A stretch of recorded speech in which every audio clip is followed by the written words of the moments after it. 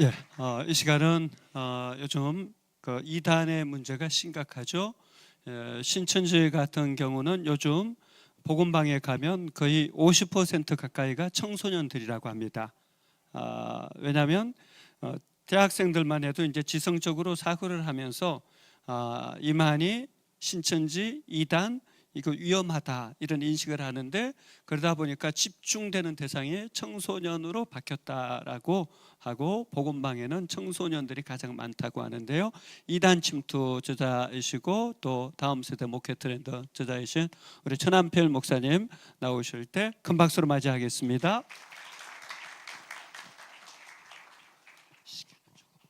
네. 아유, 고생 많으셨습니다. 그리고 여기까지 오시느라고 어쨌든 다들 수고가 많으셨는데 하나라도 잘 도움을 받고 가셨으면 좋겠습니다. 여러분들의 눈빛 하나하나 속에 한국교회의 미래가 달려있기 때문에 한 사람 한 사람이 다 소중하다고 생각합니다. 일단 제 첫 번째 쓴 책이 이단 침투여가지고 자랑하듯이 쓴 건 아니고요. 이단 침투에 대한 내용을 사실은 사람들이 이단을 침투하자는 거야, 이단에 침투를 당했다는 거야, 어느 쪽이야, 이런 얘기를 하거든요. 둘 다죠. 여러분들이 이단을 침투하지 않으면 이단은 침투하게 되어 있습니다. 많은 목사님들이, 제가 10년 전부터도 말씀드렸습니다만은, 이단 그거 뭐 이게 중요해, 목회만 잘 되면 되지, 사람만 많이 모이면 되지 않아? 근데 그렇게 많은 사람들 모이는 사람들이 제자훈련 받고 200명 300명 모였는데 신천지가 들어가가지고 중요 집사님들이 다 신천지 들어가니까 한순간에 300명 200명 되는 교회가 150명 100명으로 줄어드는 이런 상황을 어떻게 할 거냐 말이에요. 열심히 제자훈련 했는데. 그러니까 이것은 남의 얘기가 아니에요. 내 얘기고 우리 교회 얘기고 여러분이 사역하고 있는, 섬기고 있는 성도님들과 다음 세대 얘기이기 때문에 굉장히 중요할 뿐만 아니라 사실은 상당히 많이 늦었습니다. 지금이라도 우리가 또 우리 김영환 목사님을 비롯해서 우리 귀한 목사님들이 함께 어떻게 섬겨주시면서 이게 부족한 사람이 여러분에게 조금이라도 도움을 드릴 수 있는 기회가 돼서 그저 감사할 뿐입니다. 자, 이단 2세, 뭐 이단에 대한 얘기들은 이단 침투 안에 많은 내용들이 있으니까 여러분들이 이 책을 사보시면 여러분들 마음에 침투가 될 거고요. 한번 사보시면 되겠고, 일단 이제 오늘은 주제가 이단 2세이기 때문에 이단 2세에 대한 얘기를 조금 하려고 합니다. 요 가운데 걸 누르는 건가요? 제가 기술은 침투가 잘 안 돼서 이렇게 하면 되나요? 됐네. 네, 됐습니다. 자, 한국교회 이단 2세에 대해서 주목해야 하는 시급한 이유가 뭐냐? 자, 교회 안 다음 세대, 여러분이 열심히 사역하는, 여러분이 열심히 트렌드를 잡아가지고 여러분들 사랑의 섬김으로 다음 세대를 교회로 끌어왔는데 중요한 건 여러분이 섬기고 있는 다음 세대가 교회 밖에 있는 이단 2세의 미혹을 받는다는 겁니다. 유튜브를 통해서, 또 아까 얘기했던 여러 가지 형태를 통해서, 접근을 통해서, 게임을 통해서, 만남을 통해서, 뭐 여러 가지 동아리 활동을 통해서, 댄스 학원에 가가지고 어떤 취미 그림 그리기를 통해서, 노래 학원을 통해서, 보컬 뭐 이런 데 가가지고 여행 다니면서, 운동하면서, 거기서 상담하면서, 상담 전문가가 여기 계신데 이런 상담 전문가를 만나는 게 아니고 엉뚱한 상담을 하면서 거기서 이제 빠져 들어가는 거죠. 자, 그리고 또 한 가지 우리가 아셔야 될 게, 지금 이단 사역하고 있는 우리 1세대 분들이 계세요. 저희 선생님들 같은 분들, 70대 이상 되신 분들. 자, 그분들이 한국교회에서 수고하신 거 맞습니다. 그런데 저는 그 선생님들에게 감사하면서 동시에 도발적인 얘기를 하고 싶은 것은 뭐냐 하면, 그분들이 다 틀렸다는 것이 아니라 그분들 시대에 때는 그렇게 했어야만 했던 것이 있습니다. 대표적으로 신천지 아웃, 이단 만나지 마세요, 우린 예방이 필요합니다. 그분들 세대 때 그게 맞았어요. 근데 지금은 이미 이단들이 곳곳에 들어와 있습니다. 여러분한테 돌발 퀴즈 하나 드릴게요. 이단은 사람일까요, 아닐까요? 스스로 한번 답변해 보십시오. 이단은 사람인가 아닌가? 이단 이만희 총회장 사람 아니야? 전도관 박태선 사람 아니야? 제임에서 정명석 사람 아니야? 아닙니다. 베드로후서 2장 1절부터 3절에 보시면 그 이단이라는 말은 사람을 말하고 있지 않습니다. 그것은 교리, 사상을 말하는 거예요. 그러니까 누구든지 우리는 잘못된 사상에, 잘못된 교리에 미혹될 수 있습니다. 그러면 조금 내가 어떤 설교를 하다가, 여러분들이 설교를 하다가 100% 다 완벽하게 주님이 박수 칠 만한 설교를 할 수 있다고 자신할 수 있습니까? 설교 박사님들도 그런 말 못해요. 우리는 아무리 성경 말씀을 주석을 잘 보고 원어를, 저도 원어를 좋아하지만 원어를 연구하고 아무리 완벽한 설교를 해도 설교 중에 몇 %는 조금 삑사리를 날 수가 있습니다. 그러면 그렇다고 해가지고 그 사람들이 다 이단입니까? 아니에요. 다 이단 아니거든요. 그런데 왜 우리가 그러면 이단의 문제를 생각해 봐야 할 것이냐?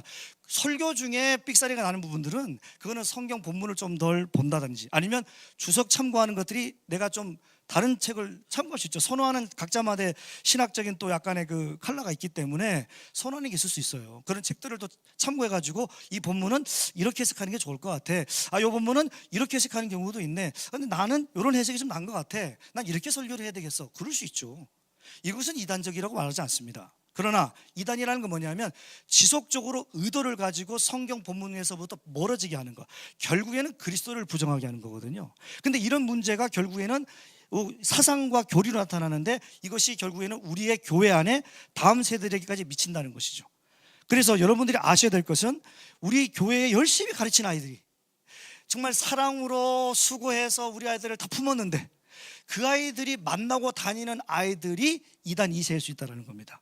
왜냐하면 이미 이단들은 각 여러 영역의 이단들은 자기네들의 집단을 강화하기 위해서 이단 2세 교육들을 이미 실시하고 있기 때문에 그렇습니다.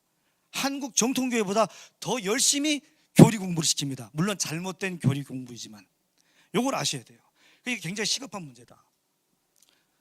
자, 지금 이제 그 데이터 연구소에서 발표한 내용들을 보면은 이단 신자가 시작되는 시기를 보통 평균 22세로 보고 있습니다. 아까 우리 이상감 목사님께서 좀 더 정확하게 말씀해 주셨지만 지금 그 시기가 더 땡겨주고 있습니다. 무슨 말이냐 하면 그냥 청년들이 대학교 가가지고 동아리 활동하다가 불신자 청년이었는데 기독교 동아리를 가는 경우도 있지만 중고등학교 때 교회 생활하는 아이들이 대학 들어가서 그대로 자연스럽게 캠퍼스 선교단체로 들어갑니다.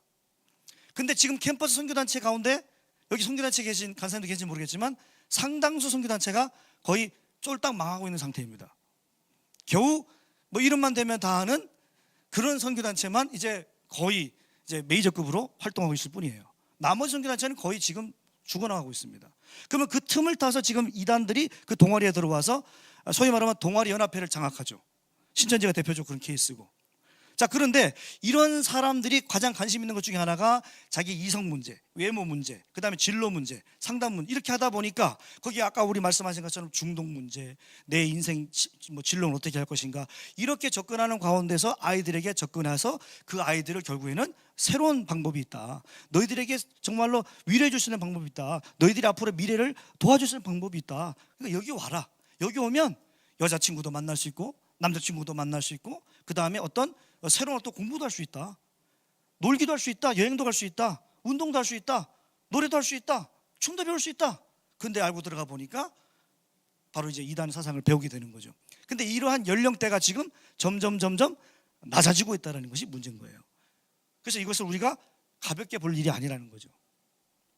자, 그 다음에 이단 표교에 집중되는 연령층은 아까도 말씀드렸다시피 만 21.8세 지금 좀 더 내려온 상태라고 볼 수 있고요. 더 중요한 게 있어요. 지금 이단 전문가들이 추정하는 비율이 뭐냐면 매년마다 캠퍼스의 학생들, 청년들이 기독교로 돌아오고 소위 말하면 교회로 돌아오고 소위 말하면 다시 예수님을 잘 믿고자 하는 사람들 비율보다 매년마다 10,000명에서 20,000명 정도가 이단에 미혹됩니다. 꼭 신천지만 말하는 게 아니에요. 수많은 이단들, 신천지, 다락방, 그 다음에 뭐 안식교, JMS, 하나님의 교회, 그 다음에 여러분 구원파 이런 곳곳에 이단들이 침투해서 우리들의 다음 세대들을 끌어당기고 있는데 거기에 미혹이 됩니다. 이단에. 그래서 매년마다 10,000명에서 20,000명 정도 미혹이 되는데 그럼 돌아오는 횟수는 얼마나 될까요? 돌아오는 횟수는 겨우 3% 정도밖에 안 돼요.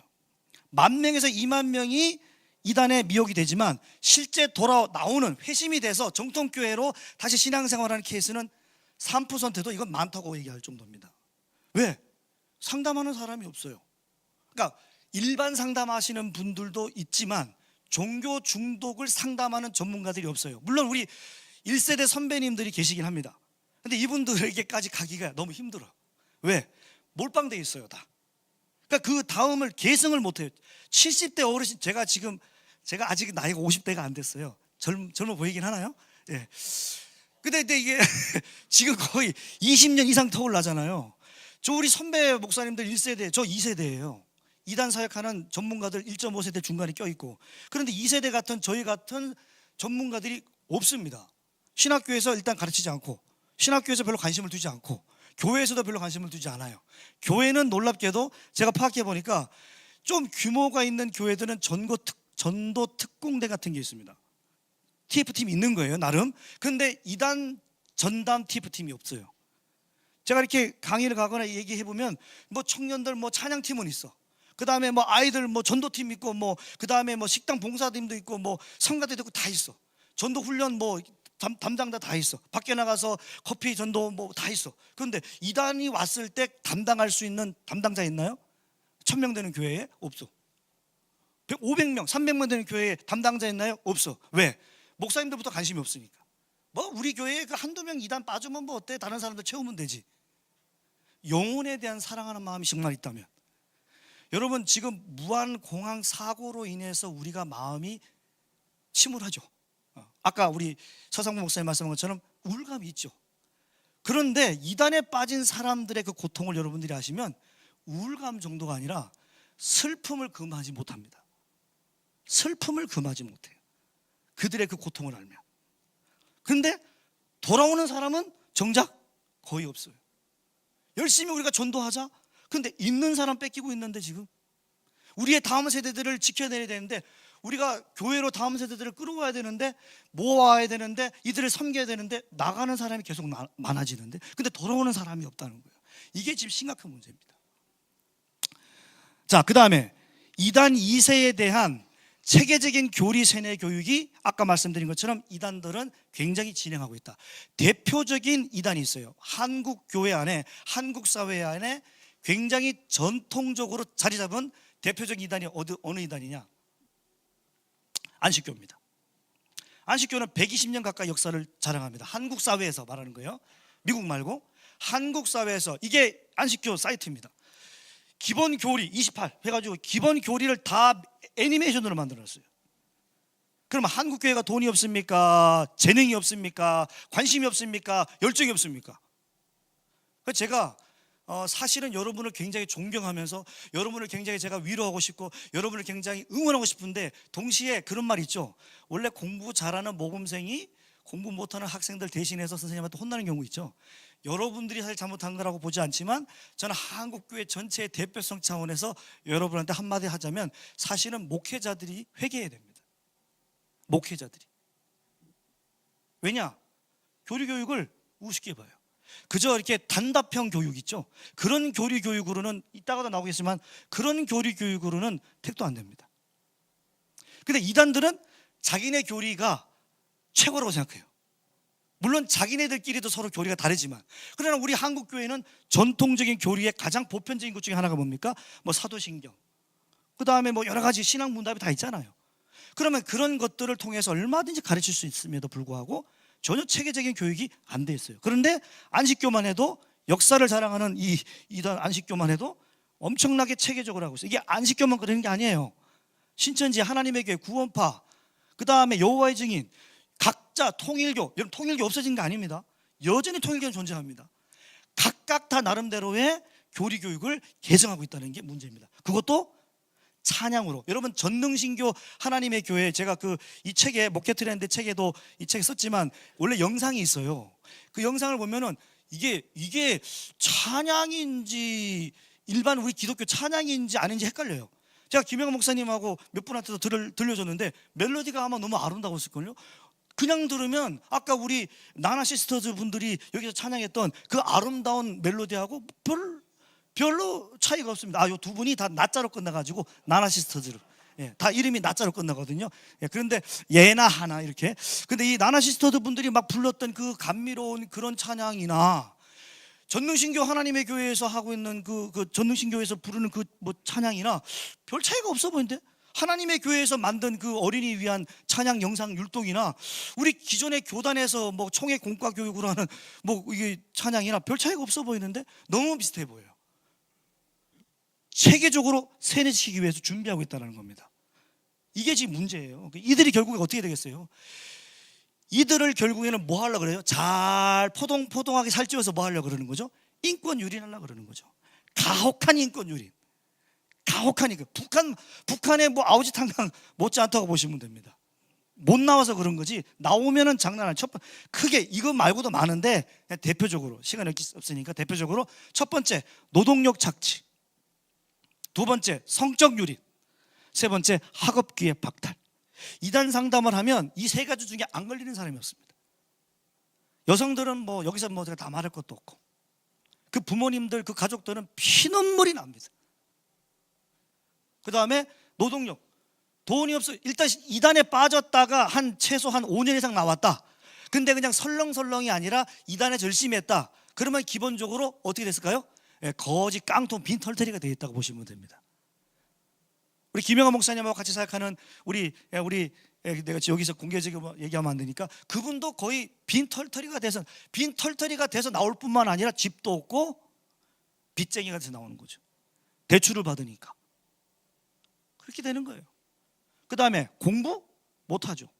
공부할 시간 어디 있어요? 주님 오신다는데. 공부할 시간 어디 있어요?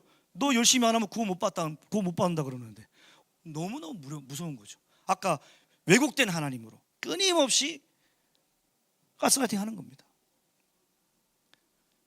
자, 이렇게 이단 2세에 대한 가혹한 인권율의 대표적인 사례가 뭐냐 하면 파룬궁 선윈이라는 소위 말하면 그 무용하는 그 예술 공연이 있습니다.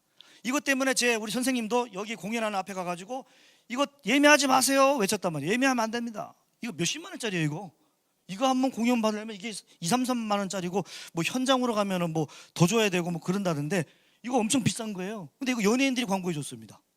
연예인들이, 여러분들 알만한 연예인들이 이거 다 광고해 줬어요. 그럼 아무것도 모르는 사람들 중에 우리 아이들 문화 교육 좀 시켜줘야 되겠다.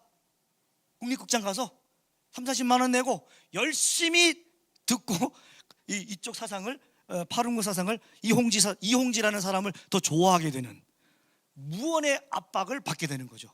공연을 들으면서. 그 다음에 이 아이들이 이 공연을 하기 위해서 어떻게 되겠어요? 어릴 때부터 들어가서 거의 무용수 교육을 받아요. 요번에 구원파에서 그 합창단에서 거기서 살인사건 나온 것도 그 구원파 쪽이지 않습니까? 훈련이라는 미명으로 아주 이 위계질서가 강력하거든요. 못 태어납니다. 그러니까 어릴 때부터 여기에서 가스라이팅 되고 여기에서부터 교육된 아이들은 당연히 인권이 유린될 수밖에 없고 이 아이들의 미래는 없는 거죠. 이거밖에 할 줄 아는 것도 없고 이거라도 했으면 다행이라고 할 정도니까 이렇게 피폐해지는 삶을 살게 되는 겁니다. 그러니까 당연히 인터뷰할 때 됩니까? 그곳은 내용을 학살하는 곳이다. 당연히 학살할 수밖에 없죠. 피폐해지는 거예요. 근데 아무도 안 듣는 거죠. 한국교회 얘기해도 별 관심이 없어요. 이런 일들이 발생한다는 겁니다. 그러면 결국 어떻게 될까요? 이런 일이 계속 발생되면 한국교회가 무관심하면 어떻게 될까요? 한국교회가 재정도 있고 인력도 있고 인프라도 있고 의지도 있는데 여기에 무관심하면 어떻게 되는 줄 아십니까? 바로 피해자였던 이단 2세들이 나중에 가해자로 바뀌게 됩니다. 가해자로. 대표적인 경우가 누구냐? 바로 이 야마가미 데시아라는 사람입니다. 여러분 아시는지 모르겠지만 제가 뭐 아베 신조를 좋아하지는 않습니다만은 이 아베 신조라는 사람도 개인의 생명이 보장되고 존중받아야 되는 건 맞잖아요. 이 사람이 뭐 정치적으로 어떻든 간에 그런 걸 다 떠나서. 그런데 이 사람을 미워해서 살인을 하려고 한 목적이 뭐냐? 통일교의 엄마가 통일교 피해자거든요. 거기서부터 어릴 때부터 거기에서 핍박과 이 고통 속에 산 겁니다. 그 분노가 결국에는 어떻게 튀어나왔냐면 저 사람 같은 경우에는 직접 자기가 사회를 향하여 분노를 표출합니다. 살인하는 걸로, 실제로 사람을 죽이는 형태로. 꼭 이런 형태만 있지 않지만 이런 일들이 여러분 주변에 나타날 거란 말이에요. 제가 겁주는 게 아니에요. 이 문제는 예외가 아니란 말입니다. 여러분이 사역하고 있는, 여러분이 섬기고 있는 여러분의 교회 안에 여러분의 한두 다리만 건너면 나오는 그 친인척, 지인들 가운데 나타날 일들이 이런 일들일 수 있다는 겁니다. 그래서 이것을 남의 문제로 생각하면 안 되는 거예요. 이단 2세를 남의 문제로 생각하면 안 되는 거예요. 이거를 지금. 자, 특히 여러분, 우리는 흔히 신천지 이만희 총회장, 제가 총회장이라고 할게요. 이만희 총회장이라는 사람을 우리는 이제 가해자라고만 알고 있습니다. 그러나 이만희 총회장이 어떻게 이단에 빠졌는지를 아시면 얘기가 좀 달라집니다. 이만희 총회장은 얼굴에 약간의 질병이 있었습니다. 이걸 해결하기 위해서 전도관 박태선 장로를 찾아가게 된 겁니다. 전도관 박태선 장로는 말솜씨가 좋았던 것 같습니다. 한국교회가 그 당시까지만 해도 제재를 하지 않았습니다. 근데 이 사람이 말만 하면 사람들이 빡빡빡 다 터집니다. 박장대소를 합니다. 근데 이 사람이 쓴 책 중에 하나가 뭐냐면 예수는 개새끼다는 책입니다. 제목 자체가 예수는 개새끼예요. 제목 자체가. 제가 거짓말 치는 게 아니고 예수는 개새끼다는 제목인데 그런 책들을 사람들이 몇 명이라면요, 그 당시 때 80만 명이 봤습니다. 여러분, 그 당시 때 80만 명이면요 엄청난 숫자입니다. 근데 한국교회는 그때 뭘 했을까요? 아무것도 안 했어요. 김기동, 베레아 CBA 김기동 성락교회, 물론 나중에 성적인 문제로 더 문제가 됐지만 김기동 씨가 이단으로 규정되는데 한국교회가 이단으로 규정하는데 15년이 걸렸습니다. 그거 한 명 이단 규정하는데 그 사람 한 사람을 미워한 게 아니에요. 귀신론 그 귀신론 사상과 그 이 다락방 사상을 김기동이 가지고 있는 사상들을 규정하는 데 있어서 한국교회가 일치단결 해서 하는 시간까지 몇 년 걸렸냐면 15년 걸렸어요. 그 사이에 얼마나 많은 피해가 생기는지 모릅니다. 그러니까 이 이만희 총회장도 원래는 피해자로 간 거예요. 전도관 박태선한테 갔다가 여기가 아닌가벼 하고 여러 이단들을 돌아다닙니다. 여러분, 이단에서 나오면 바로 정통교회 오는 게 아니라 이단에서 나오면 교리반증을 반드시 거쳐야 되는데 교리반증을 거치지 않으면 그저 스물스물 비스무리한 대로 돌아갑니다. 부스무리한 대로. 정통교회로 절대로 돌아오지 않습니다. 그리고 나중에 어떻게 된다고요? 가해자로 바뀝니다. 여러분의 자식, 여러분의 손자 손녀, 여러분이 섬기고 있는 그 섬기는 학생들이, 여러분들의 배우자가, 여러분들의 부모님이 이런 가해자에게 노출이 된다는 겁니다. 그러니까 이 이단 2세는 우리가 무관심할 대상이 아니라 결국에는 나중에 가해자로 돌변할 자들이기 때문에 이거는 한국교회가 관심을 가져야 될 문제라는 거예요.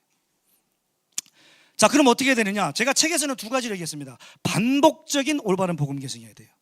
자, 반복적인 올바른 계승이라는 게 뭐냐면 당연히 기본적으로 뭐겠습니까? 당신이 죽으면 어디를 갑니까?